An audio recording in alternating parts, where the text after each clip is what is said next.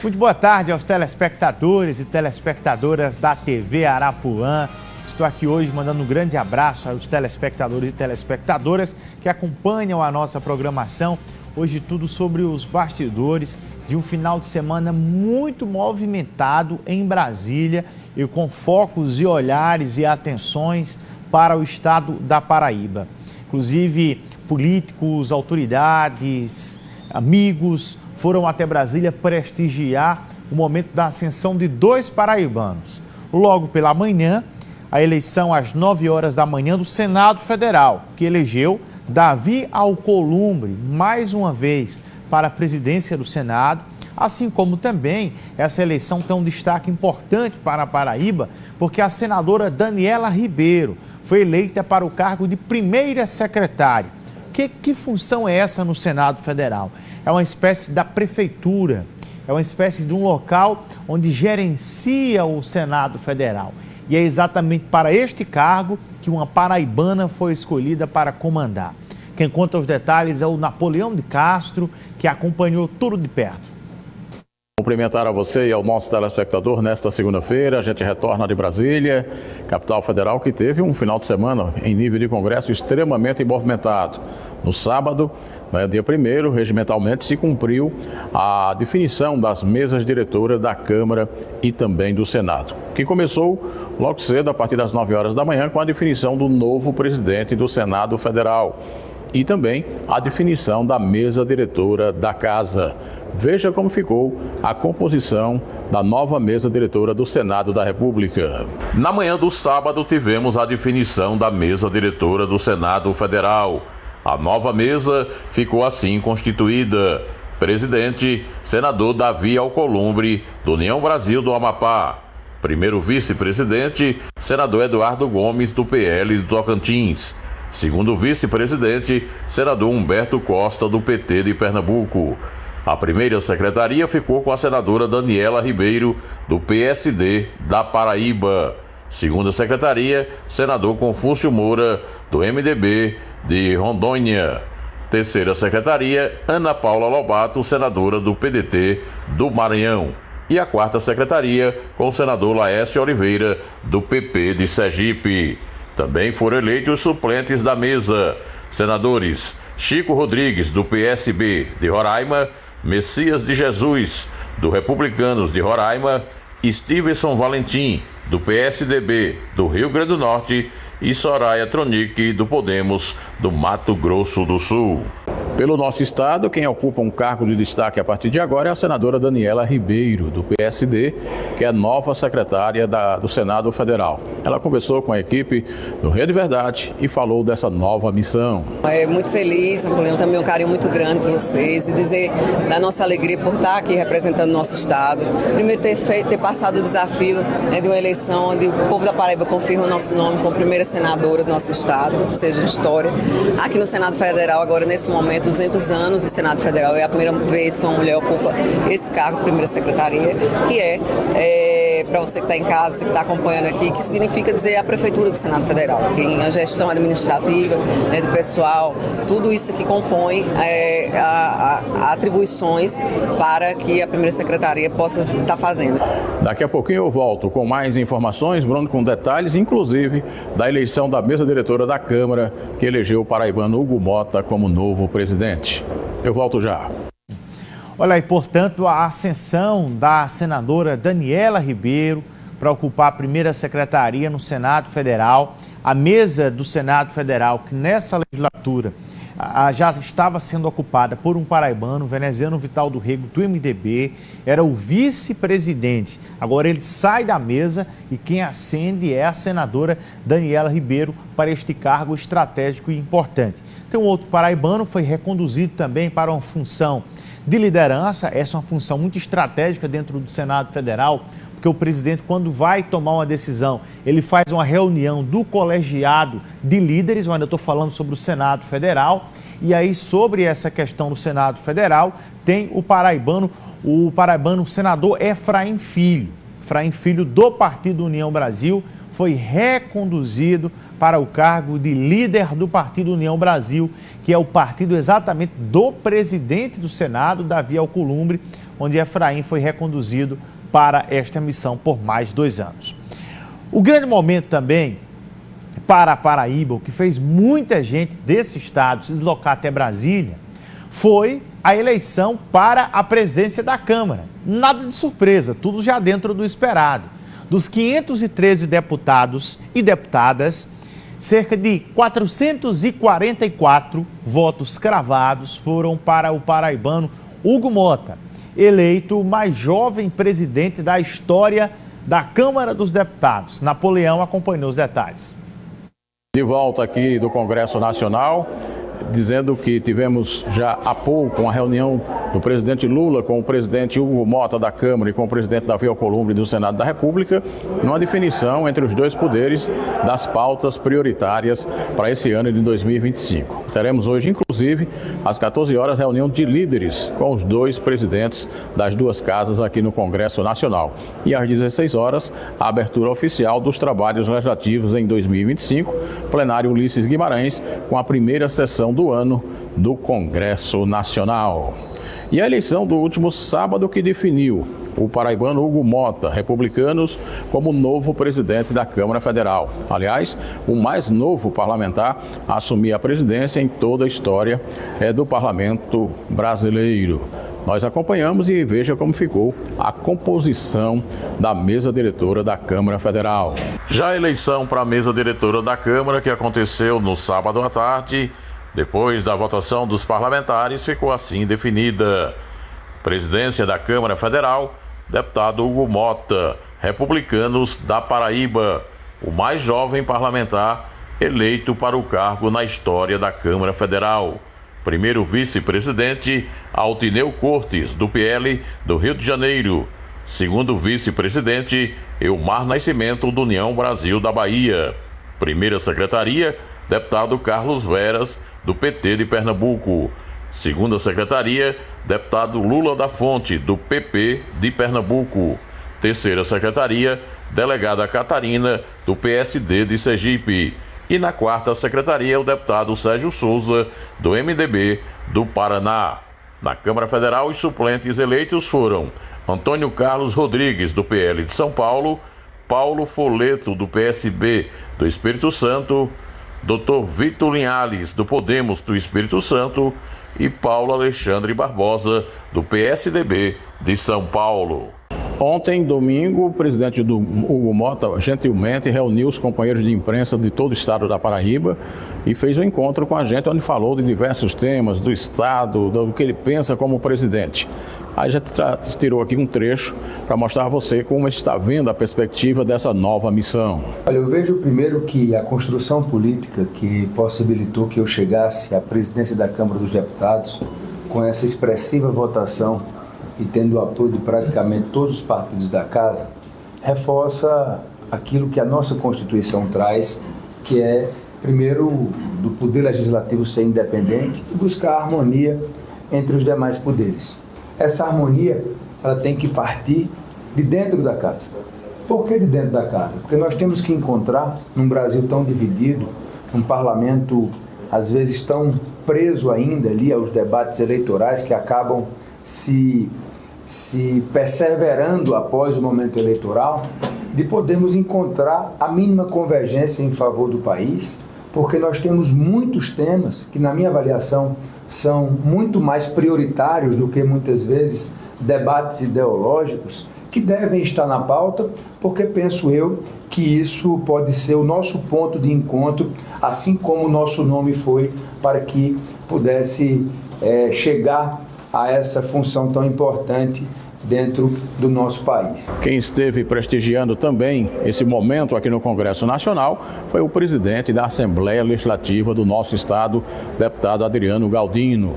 conversou com a equipe Arapuã e falou exatamente desse momento e dessa chegada de Hugo à presidência da Câmara. É muito feliz enquanto paraibano, enquanto amigo do deputado Hugo Mota, enquanto militante do Republicano.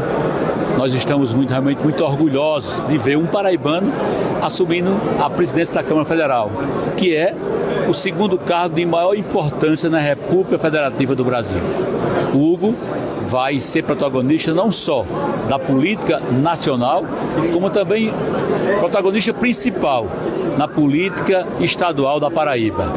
As informações de Brasília, exclusivo para o Rede Verdade do Congresso Nacional, Napoleão de Castro.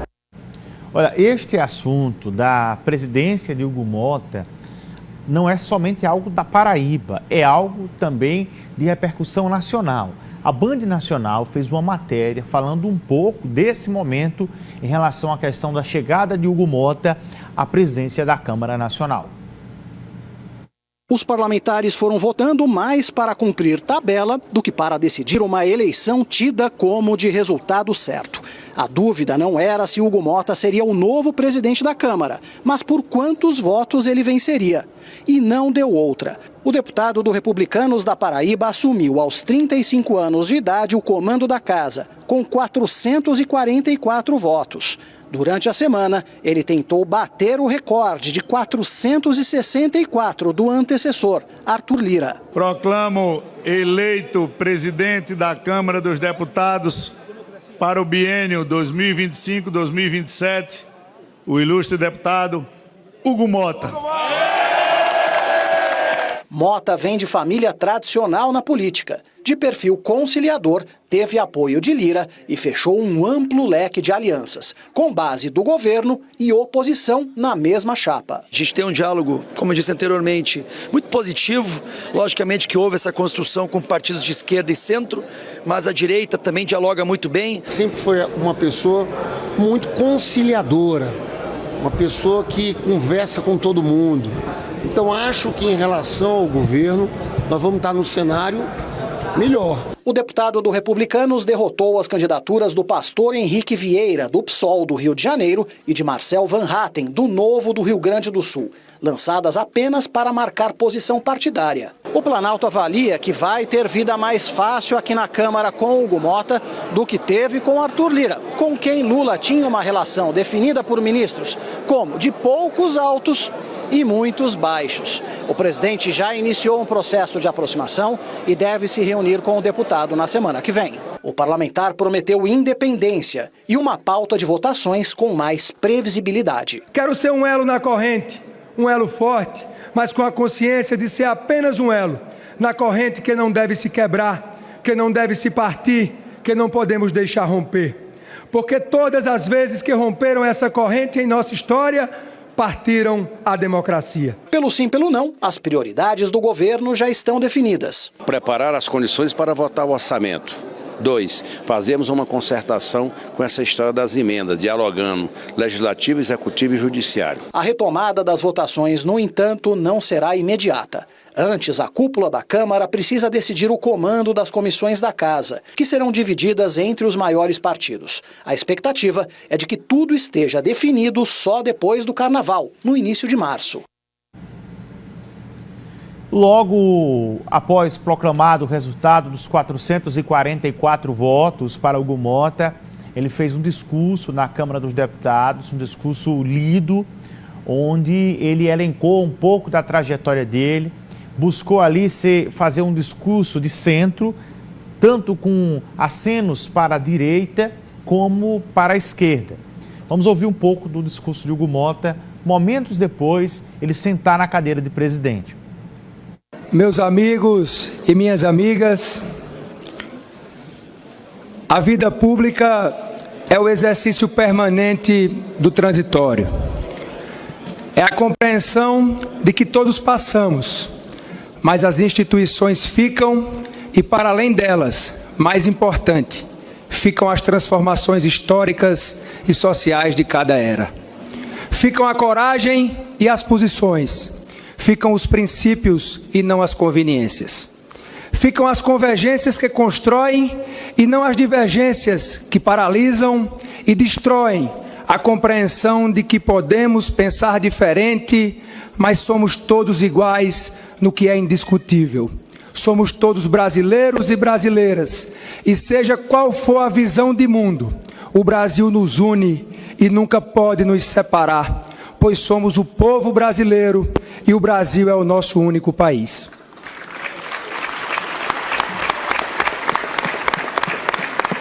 As glórias são efêmeras, mas os propósitos e os avanços o tempo nunca apaga.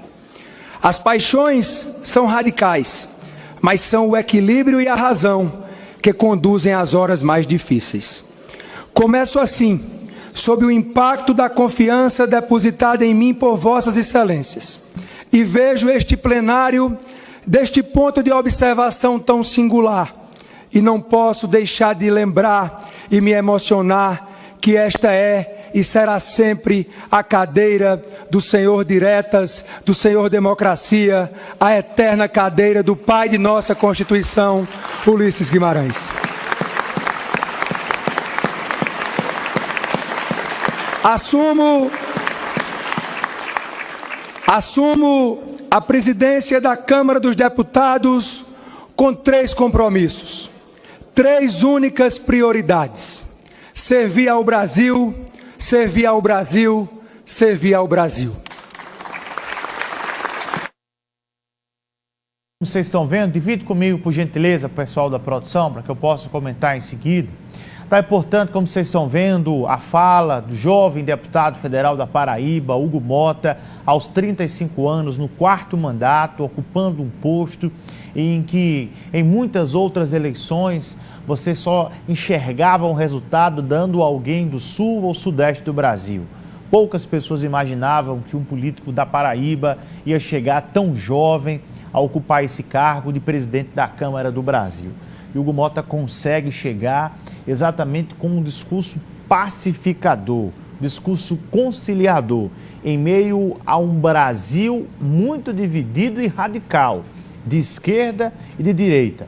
Nos bastidores, Hugo Mota já havia conseguido unir PL, PT e partidos agregados às respectivas ideologias. Conseguiu chegar ali como homem de centro.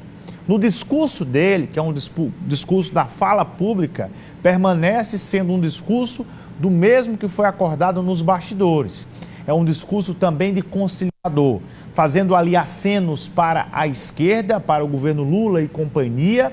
Como assim, Bruno Pereira? Relembrando Ulisses Guimarães, um defensor da redemocratização, dizendo que é contra qualquer tipo de ditadura, que tem nojo de ditadura, que é uma pauta muito forte da esquerda, que a esquerda se posiciona contra a ditadura. Também ele faz acenos para a questão relacionada à direita, quando critica a alta taxa de juros no Brasil, quando critica o alto preço dos alimentos. E também mandou uma mensagem ao Poder Judiciário, dizendo das vezes em que o Poder Judiciário quer interferir nas decisões do Congresso, indiretamente o Hugo Mota falou: aqui a praça é dos 3 poderes, se referindo que tem que haver ali um equilíbrio.